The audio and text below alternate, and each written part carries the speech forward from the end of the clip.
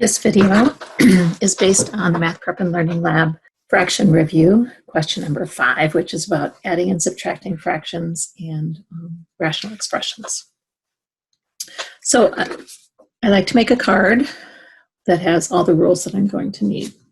So when I'm working with fractions, my first question is, do they have the same denominator? They have to be the same size pieces if I'm going to add them together. Then if there isn't, find or create a common denominator, then make equivalent fractions. Then, for the adding and subtracting part, put signs with the numerators. So the numerator gets the sign. Put numerators over the one denominator. Then calculate or compute the numerator. What I use is the box method. So I have one sign per fraction. I make two boxes, a positive and a negative. The numerators go in the correct box. If it's a positive one, it goes in here. If it's a negative one, it goes in here. Then I ask myself, which box has more? That gives me the sign. Then how many more? That gives me the number. So I'll go through these steps. This first one, do they have the same denominator? No. So I need a common denominator. Easiest way to do that is multiply the 4 times 5 and the 5 times 4.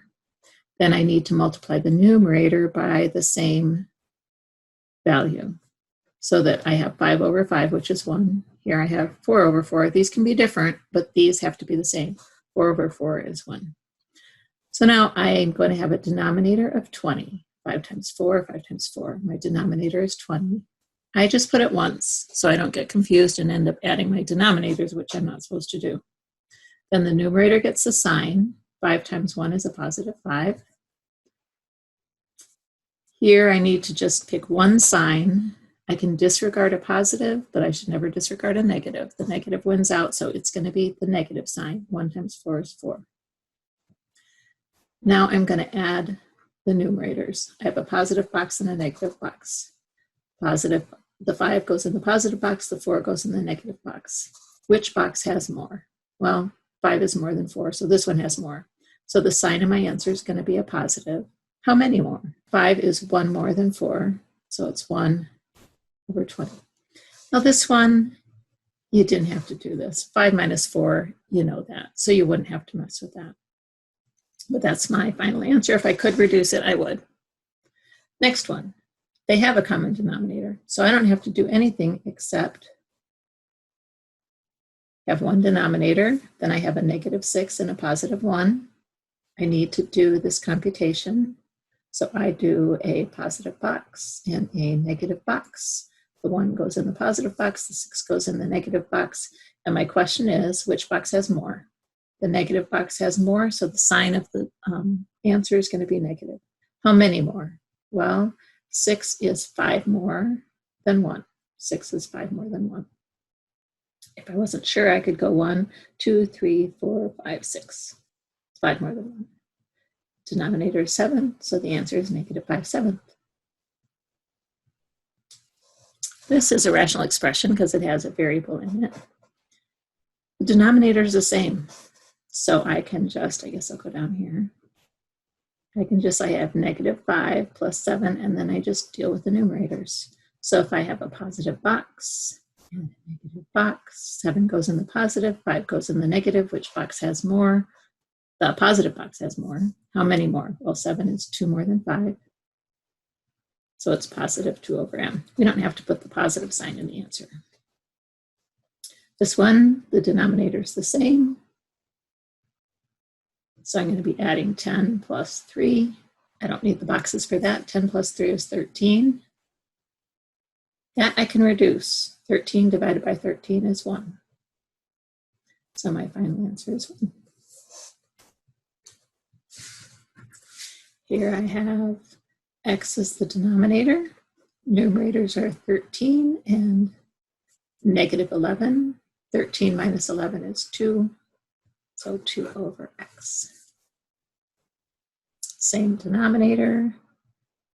The 2 gets the negative sign, so it's 9 minus 2 equals 9 minus 2 is 7. 7 over 4. Okay, now I do not have the same denominator.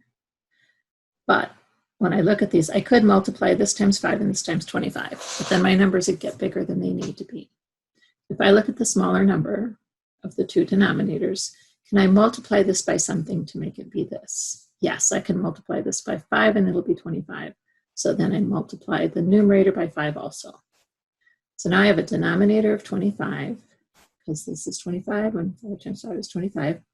I have 15, and I have a negative 2 times 5, or a negative 10. I could use the boxes, but really 15 minus 10, I should be able to do that without the boxes. It's 5 over 25. I can reduce, because they both can be divided by 5, and I get 1/5. Here, 2b and 2b are the same. So I have 2b, and I have 5 plus 3. 5 plus 3 is 8. 8 over 2b. Now I can reduce. I can reduce the numbers. I could divide this by 2 and divide this by 2. I'll get 4, and I'll get 1. So I have 4 over 1b, or just 4 over b.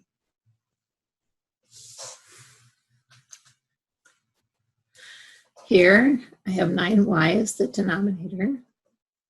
I have a negative 7 and minus a negative 7. So what happens if I have minus a negative? It becomes a positive. Either you've just memorized that, or I always think of it as the opposite of a negative is a positive. So now I might want to use the boxes. I have a positive box and I have a negative box. The negative box has 7 in it. The positive box has 14 in it. Which box has more? The positive box. How many more? 14 is 7 more than 7.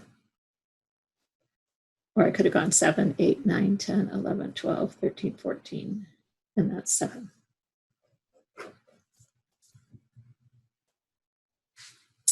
Here's another one. They don't have the same denominator, but if I look at it, I know I can multiply that by 2 and that by 2. And I'll have a denominator of 16, and I'll have 10 minus 1 times 2 is 2, 10 minus 2. 10 minus 2 is 8. Then I can reduce, because I can divide them both by 8. If you didn't know that, you could divide by 2 and then divide by 2 again. Just keep going till you know it's totally reduced.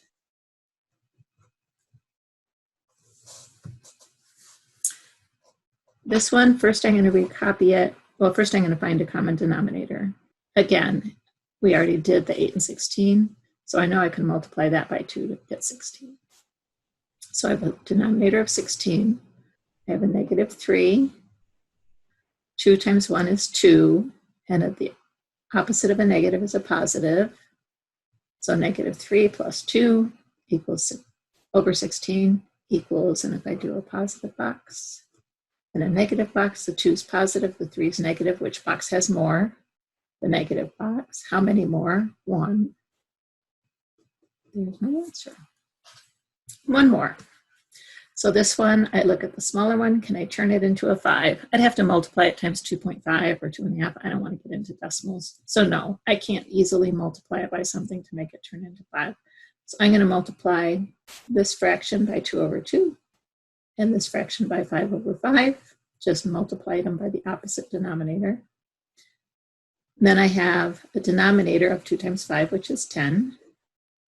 The numerator is 2 times 3. Oops, this is a negative 3. 2 times negative 3 is negative 6, plus 1 times 5 is 5. So now I have a positive box and a negative box.